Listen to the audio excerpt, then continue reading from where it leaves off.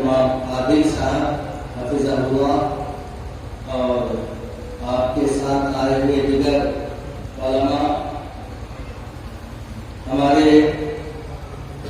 اس مدرسے کے ذمہ داران، مدرسین، عزیز طلباء اور دیگر سامعین کرام، بعد میں وہیں سے لے لو شروع وہاں رہے ادھر تو کر دیا میرے بات ہمیں اس آج کے جلسہ کے متعلق جانکاری دیتے ہوئے بتایا گیا کہ حضرت مفتی محمد خالد حسین قاسمی صدر جمعیت علماء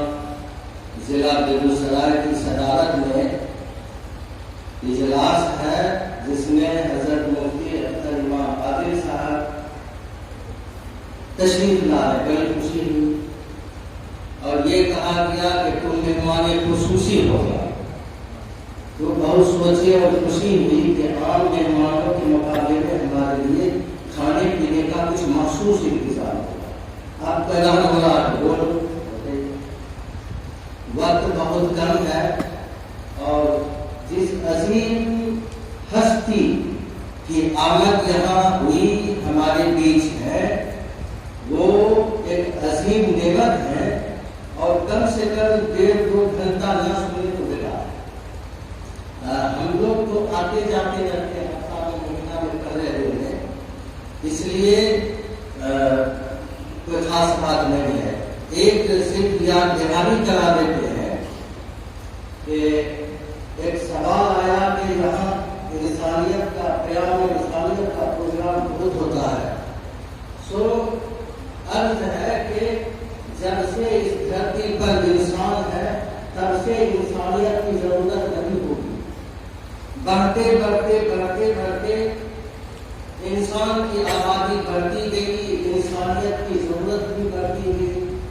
نبی پاک صلی اللہ علیہ وسلم نے انسانیت کی تکمیل کی، وَكُنْتُمْ عَلَىٰ شَفَا حُفْرَةٍ مِّنَ النَّارِ فَأَنْقَذَكُم مِّنْهَا۔ اے لوگوں، دنیا والوں، تم تو شرک و کفر میں ڈوبے ہوئے اپنے آپ کو جہنم کے کنارے پہنچا لیا تھا، اس نبی نے تمہیں کھینچ کھینچ کر جہنم سے نکال کر جنت کے راستے چلایا۔ تو آپ کی پوری زندگی انسانیت کا پیغام، صحابہ کرام کی زندگی انسانیت کا پیغام۔ بہرحال ہمارا کہنا صرف اتنی سی بات ہے یہ کہ اس وقت